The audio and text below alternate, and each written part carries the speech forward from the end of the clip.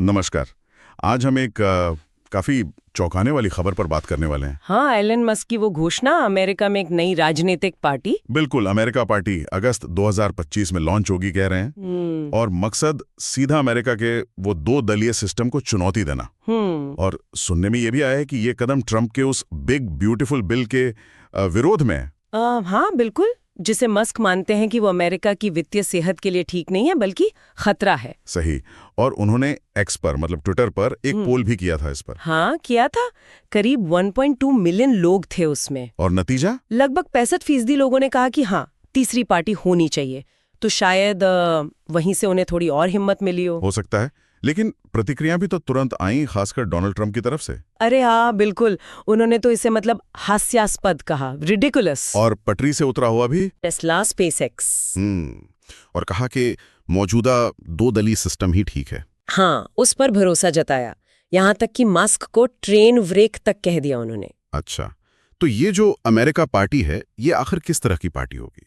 क्या सिद्धांत है इसके? देखिए, मस्क का कहना है कि ये उन 80% मध्य मार्गी वोटरों के लिए है। 80%? ये तो बहुत बड़ा आंकड़ा है। हाँ, मतलब वो वोटर जिन्हें लगता है कि रिपब्लिकन या डेमोक्रेट दोनों में से कोई उनका प्रतिनिधित्व नहीं करता। और पार्टी की विचारधारा? उनके मुताबिक ये स्वतंत्रता केंद्रित होगी, वित्तीय रूप से जिम्मेदार और व्यापार समर्थक। और लक्ष्य क्या रखा है अभी? अभी के लिए तो लक्ष्य बहुत बड़ा नहीं है। 2026 के जो मध्यावधि चुनाव हैं, उनमें कुछ चुनिंदा सीनेट और हाउस सीटों पर असर डालना। मतलब एक तरह से शुरुआत कर रहे हैं। हाँ, शायद भविष्य के लिए जमीन तैयार करने की कोशिश है ये। दिलचस्प है। लेकिन इस घोषणा का असर सिर्फ राजनीति तक ही तो सीमित नहीं रहा है ना? नहीं, बिल्कुल नहीं। बाजार पर भी इसका सीधा असर दिखा। टेस्ला के शेयर? हाँ, टेस्ला के शेयर लगभग 7% से लेकर 14% तक गिर गए। ओह। और कई विश्लेषकों ने चिंता जताई।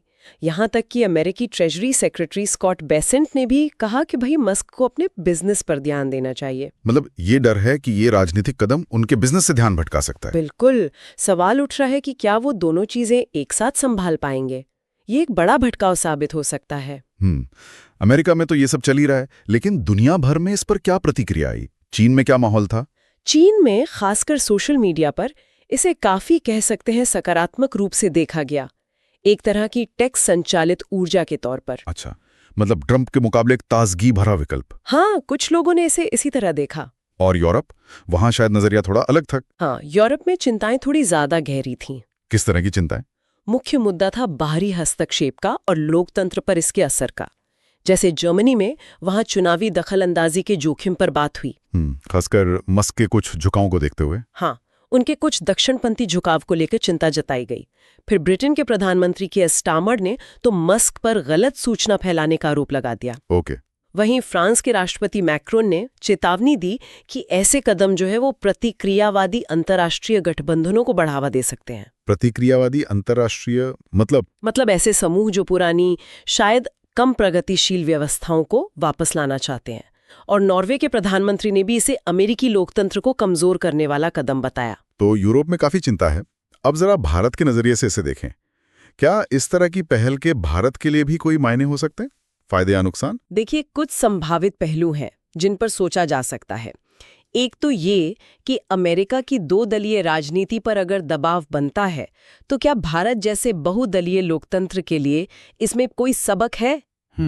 और शायद कुछ मोदी समर्थकों के लिए ये एक प्रेरणा भी हो सकता है कि कैसे एक टेक प्रेमी मध्यम मार्गी नेतृत्व उभर सकता है। अच्छा, और टेक्नोलॉजी सेक्टर के लिए? हाँ, ये भारत के बढ़ते टेक सेक्टर के लिए भी एक संकेत हो सकता है कि वैश्विक राजनीति में उनकी भूमिका बढ़ सकती है। लेकिन चिंताएं भी होंगी जरूर। सिक्के का दूसरा पहलू क्या है? चिंताएं भी हैं और वाजिब है। पहली, जैसा हमने कहा, तीसरी पार्टी अक्सर राजनीतिक अस्थिरता ला सकती है। ये एक रिस्क है। सही। दूसरी, विदेशी हस्तक्षेप का खतरा।